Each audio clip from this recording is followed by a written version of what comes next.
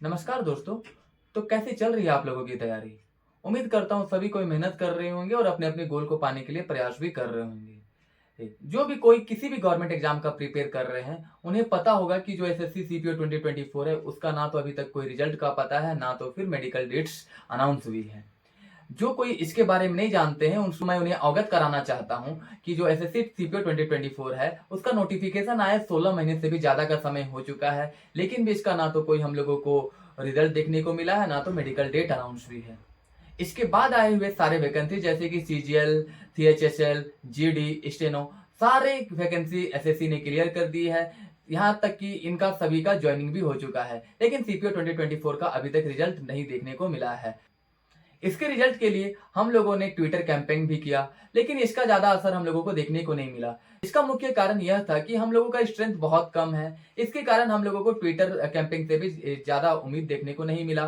और टीचर्स भी सपोर्ट में आए, लेकिन वो एक एक करके आए, जिसके कारण हम लोगों को इसका भी कोई रिजल्ट देखने को नहीं मिला।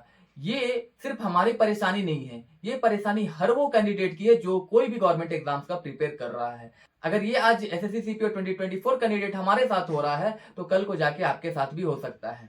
और समय है हम लोगों को साथ में खड़े होके आवाज उठाने का। और अगर आज आवाज ना उठाए, तो कल अगर किसी दूसरे एग्जाम के साथ होगा, तो फिर वो लोग भी हमारे साथ नहीं आएंगे और आवाज नहीं उठाएंगे। और दूसरी परेशानी ये है कि अगर इसका रिजल्ट में डिले होता है, तो सारे कैंडिडेट्स सीजीएल, सीएचएसएल ये सब का फॉर्म भरेंगे और वहां पे जाएंगे तो फिर से वो कट ऑफ बढ़ाएंगे और सीट भी वेस्ट करेंगे। अगर सीपीओ 2024 का रिजल्ट नहीं आता है, तो वो सीजीएल, सीएचएसएल, जीडी इसकी ओर दौड़ेंगे। और जीडी में तो आपको पता है 3 साल के बाद डिपार्टमेंटल देके वो एसआई भी बन सकते हैं। इससे जीडी वाले कैंडिडेट को भी दिक्कत होगी और वो लोगों का भी कट ऑफ ज्यादा जाने का चांसेस रहेगा। तो इस बार फिर से अभिनय शर्मा सर ने सपोर्ट में आने का वादा किया है, जो कि गोपाल शर्मा सर के द्वारा मुहिम चलाया गया था। साथ में रानी मैम भी आई हुई हैं। उन्होंने बोला है कि वो और भी टीचर को लेकर के आएंगे और ट्विटर कैंपेन वगैरह करेंगे। उन्होंने गोपाल शर्मा सर के एक वीडियो के नीचे कमेंट भी किया था कि उन्होंने एसएससी चेयरमैन से बात भी किया और उससे उनसे उनको ये बात पता चली कि रिजल्ट अभी हम लोगों का तैयार है, बट डीओपीटी से उन लोगों को अप्रूवल नहीं मिल रहा है। और कमेंट में आगे बढ़ते हुए उन्होंने ये भी कहा कि अब सब कोई साथ में आते हैं और इस रिजल्ट जब तक नहीं आता है तब तक वो सांस नहीं लेंगे। वो उन्होंने ये भी बोला कि वो और भी टीचर को लेके आएंगे और ये ट्विटर कैंपेन को अच्छे से रन करेंगे, और ट्विटर कैंपेन से कोई रिजल्ट नहीं आता है तो वो एसएससी ऑफिस भी जाएंगे। उन्होंने एक वीडियो में ये भी कहा है कि अगर वो कोई कोई भी हम लोगों के बीच में कोई भी अगर लीडर बन के जाना चाहते हैं, तो वो सारा रास्ता बता देंगे, जिससे कि एसएससी चेयरमैन से भेंट हो सकती है और हम लोग अपना बात रख सकते हैं। हम लोगों ने सीपीओ के चलते बहुत सारी वैकेंसियां की कुर्बानियां दी, जैसे कि सीजीएचएसएल, सीजीएल, आरपीएफ, एसआई, सारे वैकेंसी हम लोग सीपीओ के चलते छोड़ दिए, क्योंकि इसका जो पैटर्न है वो थोड़ा सा अलग है। इसके प्री में 200 क्वेश्चन आते हैं, जो कि 2 घंटे का समय हम लोगों को मिलता है, जिसमें 50 मैथ के, 50 रीजनिंग के, 50 इंग्लिश के, 50 जीके जीएस के क्वेश्चन देखने को मिलते हैं।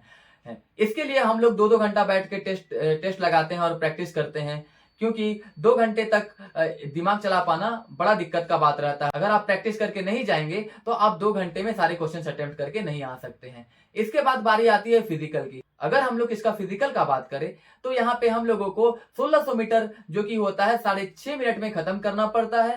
100 मीटर का रेस 16 सेकंड में खत्म करना पड़ता है। 12 फीट का लॉन्ग जंप रहता है और 4 फीट का हाई जंप रहता है। इसके अलावा हम लोगों को शॉर्ट पुट भी फेंकना रहता है। तो इन पांचों को क्वालिफाई करने के बाद हम लोग पीटी क्वालिफाई करते हैं। मैं आपको पीटी के बारे में कुछ बताना चाहता हूं। जैसे कि पीटी का भी रिजल्ट हम लोगों का 5 अक्टूबर को देखने को मिला था, जो कि 4 से 5 महीने के बाद देखने को मिला था। वो अचानक से 4 से 5 तारीख को अनाउंस किए कि हम लोगों का फिजिकल होने वाला है और 14 तारीख से जो फिजिकल स्टार्ट होने वाला है। मेरे को पर्सनली हाई जंप में बहुत ज्यादा दिक्कत होती थी। मैं इसके लिए प्रैक्टिस भी कर रहा था, लेकिन हमको रिजल्ट फेवर में नहीं मिल रहा था। मैं आपको फिजिकल के समय का एक किस्सा सुनाना चाहता हूँ। फिजिकल के दौरान मेरे को बहुत बड़ा दिक्कत था 4 फीट हाई जंप का, जो कि नहीं हो पा रहा था। तो जैसे एसएससी ने 5 तारीख को नोटिफिकेशन डाला कि आपका फिजिकल होने वाला है, जो कि 14 तारीख से स्टार्ट होने वाला है, और मेरा फिजिकल जो था वो 14 तारीख को ही दे दिया था, जो कि संबलपुर में होना था। मेरा 4 फीट हाई जंप नहीं हो पा रहा था, तो मैं फिर से और भी प्रैक्टिस करने लगा और भी समय देने लगा। लेकिन इस दौरान मेरे को 10 तारीख से हल्का फुल्का सर्दी होने लगा। सर्दी के बाद मैं सोचा कि नॉर्मल सर्दी है, दवा खाया, लेकिन उससे ठीक नहीं हुई।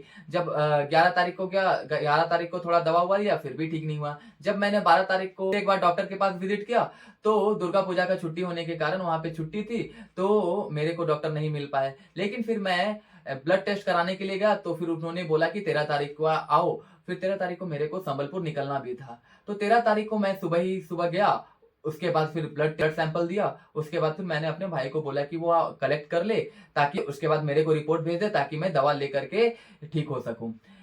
और मैं स्टेशन चला गया। उस दौरान मेरे साथ एक मेरा भाई भी गया हुआ था। तो ट्रेन लगभग 8:30 बजे आने वाली थी, लेकिन लकीली उस दिन 2 घंटा डिले होने के कारण ट्रेन 10:30 बजे पहुंची थी। उसका मेरे को एडवांटेज देखने को मिला। 7 बजे जब मैंने ब्लड सैंपल दिया था, तो फिर मेरा रिपोर्ट लगभग 9:30 बजे आया। उस दौरान मेरे को बताया गया कि मेरे को टाइफाइड हो गया है। उसके बाद फिर मेरे भाई ने तुरंत से स्टेशन से गया और कुछ कुछ दवाइयाँ जो थी, जो कि डॉक्टर ने प्रेस्क्राइब किया था, उसे लेकर के आया। उसके बाद फिर बैठ करके हम लोग ट्रेन बैठ करके चले गए। ट्रेन बैठ करके चले गए, मैंने दवा खाया, लेकिन उस दौरान मेरे को बुखार आ रहा था, जा रहा था, बहुत ज़्यादा कमजोरी थी। लेकिन मैंने हिम्मत नहीं हारा। उसके बाद फिर मैं चला गया संबलपुर। उसके बाद फिर संबलपुर जाने के बाद, क्योंकि उस जो जीसी थी, वो पहली बार वहाँ पे फिजिकल कंडक्ट कराना था, तो मैं डायरेक्ट चला गया जीसी के पास। वहां पे गया तो फिर मैंने देखा कि सेंटर देख लिया। उसके बाद फिर होटल ढूंढने गए तो वहां पे होटल, एक ही होटल थी, और वो भी फुल हो चुकी थी, और मेरा तबीयत भी खराब था। फिर हम लोग थोड़े दूर गए। उसके बाद फिर एक थोड़ा सा महंगा होटल था, बट हम लोग वहां पे स्टे किए। हम लोग 2 फ्रेंड थे और एक मेरा भाई था। हम लोग तीनों मिलकर के वहां पे स्टे किए, दवा हुआ खाए, हल्का फुल्का आराम मिला, लेकिन उतना जल्दी मेरे को पूरा आराम नहीं मिला। अगला दिन सुबह हुआ तो मैं दवा नहीं लिया, क्योंकि अगर मेरे को कुछ हो जाता है और वहां पे अगर एसएससी वाले बोल देते कि नहीं आप कुछ ड्रग्स वगैरह लेके कर रहे हैं, तो फिर मेरे को डिबार्ड कर दिया जाता। तो मैं वो रिस्क लेना नहीं चाहता था। मैं बिना दवा, भगवान के भरोसे मैं चला गया।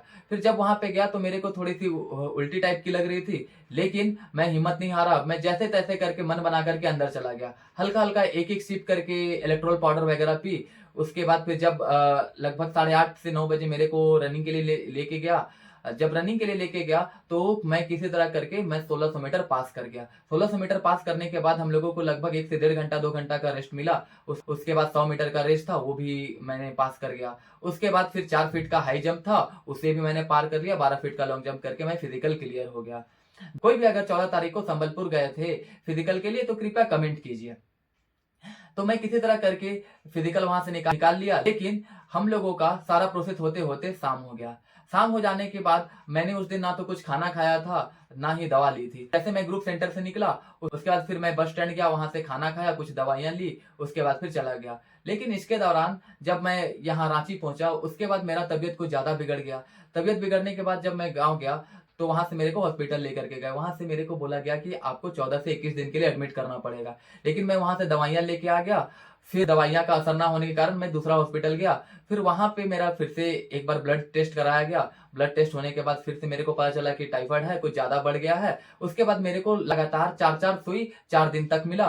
उसके बाद फिर मैं धीरे धीरे करके लगभग 1 महीना के बाद रिकवर किया। इतना मेहनत करने के बाद हम लोग यहाँ तक पहुंच पाए हैं। उसके बाद फिर मेंस का एग्जाम मार्च में होता है, मार्च में, लेकिन उसमें कुछ कुछ गड़बड़ी होने के कारण कुछ बच्चे केस कर देते हैं, तो उनका मेंस फिर से कराया जाता है अप्रैल में, जिनका रिजल्ट भी आए हुए भी 2 महीने से ज्यादा का समय हो गया है, लेकिन भी अभी तक कोई रिजल्ट हम लोगों को देखने को नहीं मिला है। तो जो एसएससी सीपीओ की भर्ती है, इसमें आपको फिजिकली मेंटली सारी तरह से फिट रहना पड़ता है, और ये एक अलग ही डायरेक्शन का परीक्षा है। तो कृपया कोई भी कैंडिडेट अगर आ रहे हैं, तो उसमें आपको पूरा जी जान लगाना होगा, तभी आप कर सकते हैं। क्योंकि यहाँ पे आपको फिजिकल भी चाहिए अच्छा खासा, और नॉलेज भी चाहिए। क्योंकि यहाँ पे 250 नंबर इंग्लिश आती है, और 50 नंबर मैथ रहेगी, 50 number reasoning, 50 number GK GS रहेगी। 200 नंबर तो टोटल टायर 2 में इंग्लिश का ही देखने को मिलता है। तो आप सभी से एक रिक्वेस्ट है कि ये आने वाले 14 तारीख को, जो कि दिन सोमवार को है, उस दिन अभिनय शर्मा सर के गाइडेंस में एक ट्विटर कैंपेन होने वाला है। तो कृपया इस वीडियो को शेयर कर दे और अपने दोस्तों को भी बता दे, चाहे वो जीडी के कैंडिडेट हो, चाहे वो सीपीओ के कैंडिडेट हो, चाहे सीएचएसएल सीजीएल किसी के भी कैंडिडेट क्यों ना, वो रेलवे के कैंडिडेट हो, इसमें भाग ले, ताकि हम लोग का भलाई हो सके और हम लोग को रिजल्ट जल्दी से जल्दी देखने को मिले। क्योंकि बहुत ज्यादा समय हो चुका है, और आपको भी पता है कि अगर इसका रिजल्ट नहीं आता है, तो दूसरे एग्जाम्स में इसका इम्पैक्ट देखने को मिल सकता है। तो कृपया सभी से अनुरोध है, आने वाले जो 14 तारीख है, उसमें सभी कोई बढ़ चढ़ के हिस्सा ले और इस मुहिम को सफल बनाए। यह मुहिम में जैसे टीचर्स लोग बिना स्वार्थ के अपने काम छोड़ करके भाग ले रहे हैं, वैसे ही मैं सभी बच्चों से आग्रह करता हूं कि वो भी थोड़ा सा समय निकाले और ट्विटर कैंपेन में हिस्सा ले, ताकि हम लोगों का रिजल्ट जल्दी से जल्दी देखने को मिले और ये भर्ती कंप्लीट हो, ताकि दूसरी भर्तियां भी लाइन से समय से हो। क्योंकि अभी तक आपको भी पता है एसएससी सीपीओ 25 का नोटिफिकेशन अभी तक नहीं आया है। तो मैं आशा करता हूं कि आने वाले 14 तारीख दिन सोमवार को आप लोग सब कोई एकजुट होंगे और ट्विटर कैंपेन में हिस्सा लेकर के इस मुहिम को सफल बनाएंगे। इस वीडियो को रखते हैं हम लोग यहीं तक। तब तक के लिए अपने और अपनों का ख्याल रखिए। धन्यवाद। जय हिंद।